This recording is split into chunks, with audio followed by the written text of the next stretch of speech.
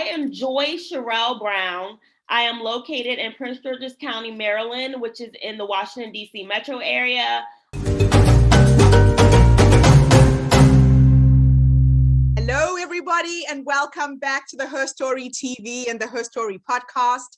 This is Gertrude Mache here in beautiful Wellington, New Zealand. And I am graced with the presence of yet another fascinating lady coming to us from the United States this time. Welcome, welcome, welcome to our tribe. Tell everybody your full name, where you're based, how old you are. Share your story with us today. Okay, so I am Joy Cheriel Brown. I am located in Prince George's County, Maryland, which is in the Washington, D.C. metro area. I am 40 years old. And what else do I need to say? And this is my story. And this is my story. Where does it begin? So it all started when I was a little kid. I might have been 7 or 8 years old. And my dad would say prayers with me at night. And my dad would start to pray for everybody that was like going through persecution. I grew up a Jehovah's Witness. So my dad would pray for all the Jehovah's Witnesses who were being like persecuted in different countries and stuff. Actually outside of the United States, because we have pretty freedom here. But back then I was a Jehovah's Witness, and I remember thinking to myself, like, there are a lot of problems in the world and I need to do something to help fix them. And I was a little kid, and I just was like, you know, it would be like you would pray, and it was just like, it's just impossible to pray for everybody. Yeah. So I was like, how can I help the most amount of people? And I discovered a couple years later, like I always knew that I wanted to be an artist, some type of artist. Like I started out wanting to draw pictures, and I wasn't a good drawer. I thought about being a fashion designer, and then I kind of figured there's only but so many ways you can make a skirt. So when I decided that I wanted to help the most amount of people as possible, I decided that I was gonna make movies. And I saw the movie Home Alone when I was 10 years old, and Macaulay Culkin looked like he was having so much fun. And I asked my parents if I could become an actress, and could they get me an agent? And they told me no. And so I decided, okay, they aren't going to get me an agent, so I'm going to write my own screenplays, and I'll act in my own screenplays, and I will make the movie myself. And you know, Home Alone was distributed by 20th Century Fox. So I kind of was like 10 years old. And I'm like, I'm going to write a screenplay and sell it to 20th Century Fox. And that's where it all started. That is just incredible. Absolutely inspiring and incredible. Now, a lot of times as creatives, we don't have to wait for the path to be paved for us. You actually have to create the road yourself. So along this journey, what were the stumbling blocks? What were the things that you've learned up to this point? So, you know, I was 10 years old, and I wrote my first screenplay when I was 10, and I tried to produce it. I had a whole little plan and everything. I was gonna, you know, rent the equipment from Rent-A-Center. I was gonna ask somebody if I could use their house. I got my friends together and my cousin's husband to act in the movie. But at some point it just was over my head. Like I just couldn't do it. I couldn't finish it. And I just was like, I don't really know how to do this. Like I know like in concept how to do this, but I don't know how to carry this out. So it was always kind of like, you know, I'm 10 years old, I'm writing screenplays, I'm trying to make a movie, and I'm just like, am I ever going to be able to make a movie? Mm-hmm. So it was just kind of like, can I do this? Can I start a production company? And I ended up going to college at Howard University, which is the same college. If you guys are not familiar with Howard University, it's the same college that Kamala Harris went to, our vice president of the United States. She is an alumnus of Howard University. And when I went there basically because Felicia Rashad went there, the mother from the Cosby Show. Yes. I went to Howard, and I had a class that was called Telecommunications Ownership and Finance. And my professor had us write a business plan. So I kind of was like, all right, well, you know, maybe this really can become a reality. I'm like, you know, I started thinking in high school about starting a production company. I found the name Third Person Omniscient Productions, which is the name of my production company, in high school. And Right. it's funny because like I came up with the name because first and foremost, I'm a writer. I'm a writer before I'm a director, before I'm a producer. I'm a writer first and foremost.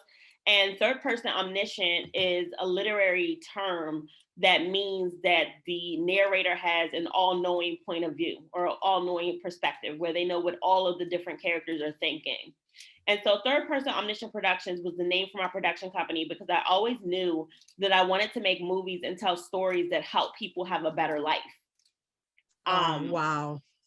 so I came up with that name in high school. And also I picked the name because it was quite difficult to spell and it's long. So I didn't think anybody would steal it from me before I could start my company.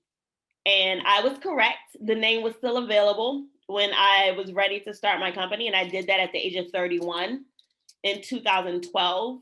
I filed all the paperwork and everything. And I started producing my short film NOS, which is now available on Amazon.com. Along the way, I ended up writing a screenwriting book, which I did not plan to do. It just kind of happened. And I produced a stage play for the Washington, D.C. Capitol Fringe Festival in 2019 called Stuck. Wow. And I have actually I have like 22 projects that I'm planning to produce, and a number of those already have completed scripts. So at this point, it's just a matter of finding financing, basically. So, Yes. yeah. Wow. It sounds to me like you are constantly on the go, Yes, one because project after another. I'm actually getting certified in hypnotherapy now. I saw that. Tell us a little bit about that. So I am studying hypnotherapy with Marissa Peer. Marissa Peer is Britain's leading hypnotherapist. I kind of refer to her as like the celebrity hypnotherapist because she works with a lot of celebrities. And she developed a form of hypnotherapy called rapid transformational therapy. Mm-hmm. And it's like, I think it is a lot more efficient than like NLP, because it's like you get induced quicker and you go into hypnosis a lot faster. And you really only need like 1 to 3 sessions, depending on what your issue is. Wow. And you get like as a therapist, we do a transformational recording for the client. And the client listens to that transformational recording for 21 days. And that like reprograms the subconscious mind to get rid of those limiting beliefs. Oh, wow. That sounds fascinating. So it's like, I never knew that I could love anything else as much or more than filmmaking. Mm-hmm. And I found hypnotherapy and I'm just like, okay, now I have a problem because I have to figure out how to be able to incorporate both into my life and to be able to have time to do both. Yes. Well, that sounds like a beautiful problem to me. Yeah, it is. So if you were to go back to your past, to that young woman who had this desire, this drive, you just knew you were going to do this. Right. You could go back and have a conversation with her. So let's say there's another young woman who's listening to this interview, is in search of words of guidance. What 3 nuggets of wisdom would you give her? So I eventually left the Jehovah's Witness religion. And I hope it's a lesson that I learned in this lifetime that my soul takes with me in future lifetimes. I let myself be talked into believing things that I didn't believe. I was raised with a certain set of beliefs that I remember thinking when I was 8 years old, that doesn't really make sense. And I was like 8 years old, but I didn't want to rock the boat. And I didn't want to, I felt like my parents' love was like based on whether or not I believed what they believed. Right. And I hope that in my next life, I am brave enough to believe what I believe, no matter how young I am. And I hope that I'm brave enough to disagree with people if I don't believe it. And it doesn't, you don't have to believe anything that doesn't serve you. Yeah. And wow. Like, I so wish I knew that. And I feel like I missed out on some things. I had a hard life lesson because I met a guy in college that I wasn't allowed to date because he wasn't a Jehovah's Witness. Okay. And I missed out on that opportunity because I was trying to follow the rules of a religion that made the rules for me that I didn't make for myself. Mm-hmm. And that was a very painful lesson. And I hope my soul takes it into the next life. And so if I can teach any young person, like, you don't have to believe things that don't make sense to you. Mm-hmm. Like, period. That is awesome. So now let's teleport you into the future. Okay. let's go in the future. If time was an illusion and you could have a conversation with the future you at 100 years old, sitting in your rocking chair with your cats, with your dogs, with My your beautiful cat. grandchildren, whatever it is, based on how you're living life's game right now, because life really is a game, what would you say to that woman? I'm glad you followed your dreams. Like, would I say something to her, or would I ask her questions?